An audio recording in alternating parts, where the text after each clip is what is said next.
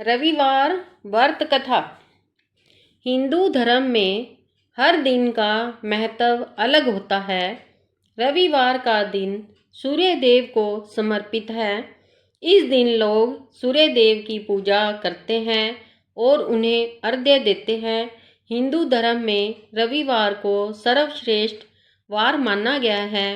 जीवन में सुख समृद्धि, धन संपत्ति और शत्रुओं से सुरक्षा के लिए वीरवार का व्रत सर्वश्रेष्ठ है।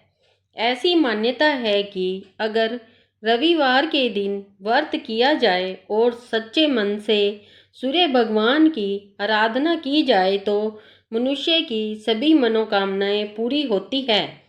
मान सम्मान, धन, यश तथा उत्तम स्वास्थ्य मिलता है। रविवार व्रत सूर्य देव का ही व्रत होता है। सूर्य का व्रत 1 वर्ष या 30 रविवार तक अथवा 12 रविवारों तक करना चाहिए। रविवार को सूर्योदय से पूर्व बिस्तर से उठकर शौच व स्नादि से निवृत्त होकर स्वच्छ लाल रंग के वस्त्र पहने। तत्पश्चात घर के ही किसी पवित्र स्थान पर भगवान सूर्य की स्वर्ण निर्मित मूर्ति या चित्र स्थापित करें। इसके बाद विधि विधान से गंध पुष्पादि से भगवान सूर्य का पूजन करें। पूजन के बाद व्रत कथा सुने। कथा के बाद आरती करें। तत्पश्चात सूर्य भगवान का स्मरण करते हुए ओम ह्रांग ह्रीं ह्रौं स सूर्याय नमः इस मंत्र का 12 या 5 अथवा 3 माला का जाप करें। जप के बाद शुद्ध जल, रक्त चंदन, अक्षत, लाल पुष्प और दुर्वा से सूर्य को अर्घ्य दे। सात्विक भोजन व फलाहार करें। भोजन में गेहूं की रोटी, दलिया, दूध, दही, घी और चीनी खाएं। रविवार के दिन नमक नहीं खाना चाहिए। रविवार व्रत की पौराणिक कथा के अनुसार प्राचीन काल में एक बुढ़िया रहती थी। वह नियमित रूप से रविवार का व्रत करती। रविवार के दिन सूर्योदय से पहले उठकर बुढ़िया स्नानादि से निवृत्त होकर आंगन को गोबर से लीप कर स्वच्छ करती। उसके बाद सूर्य भगवान की पूजा करते हुए रविवार व्रत कथा सुनकर सूर्य भगवान का भोग लगाकर दिन में एक समय भोजन करती।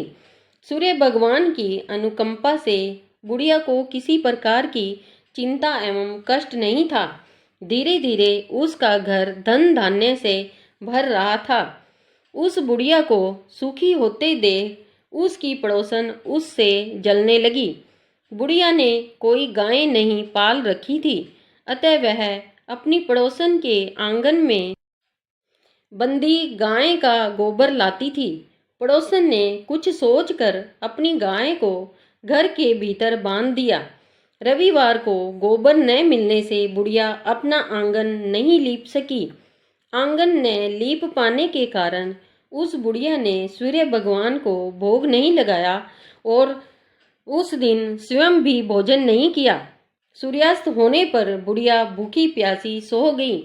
प्रातःकाल सूर्योदय से पूर्व उस बुढ़िया की आंख खुली तो वह अपने घर के आंगन में सुंदर गाय और बछड़े को देखकर हैरान हो गई। गाय को आंगन में बांधकर उसने जल्दी से उसे चारा लाकर खिलाया। पड़ोसन ने उस बुढ़िया के आंगन में बंधी सुंदर गाय और बछड़े को देखा तो वह उससे और अधिक जलने लगी। तभी गाय ने सोने का गोबर किया। गोबर को देखते ही पड़ोसन की आंखें फटी रह गई।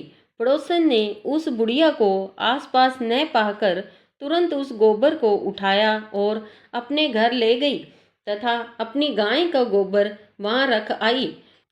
सोने के गोबर से पड़ोसन कुछ ही दिनों में धनवान हो गई। गाय प्रतिदिन सूर्योदय से पूर्व सोने का गोबर किया करती थी और बुढ़िया के उठने से पहले पड़ोसन उस गोबर को उठाकर ले जाती थी। बहुत दिनों तक बुढ़िया को सोने के गोबर के बारे में कुछ पता ही नहीं चला। बुढ़िया पहले की तरह हर रविवार को भगवान सूर्यदेव का व्रत करती रही और कथा सुनती रही।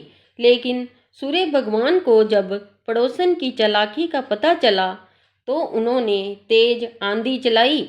आंधी का प्रकोप देखकर बुढ़िया ने गाय को घर के भीतर बांध दिया। सुबह उठकर बुढ़िया ने सोने का गोबर देखा। उसे बहुत आश्चर्य हुआ। उस दिन के बाद बुढ़िया गाय को घर के भीतर बांधने लगी। सोने के गोबर से बुढ़िया कुछ ही दिन में बहुत धनी हो गई। उस बुढ़िया के धनी होने से पड़ोसन बुरी तरह जल भून कर राख हो गई। उसने अपने पति को समझा बुझाकर नगर के राजा के पास भेज दिया। सुंदर गाय को देखकर राजा बहुत खुश हुआ। सुबह जब राजा ने सोने का गोबर देखा तो उसके आश्चर्य का ठिकाना न रहा। उधर सूर्य भगवान को भूखी प्यासी बुढ़िया को इस तरह प्रार्थना करते देख उस पर बहुत करुणा आई। उसी रात सूर्य भगवान ने राजा को स्वप्न में कहा, राजन, बुढ़िया की गाय व बछड़ा तुरंत लौटा दो, नहीं तो तुम पर विपत्तियों का पहाड़ टूट पड़ेगा, तुम्हारा महल नष्ट हो जाएगा।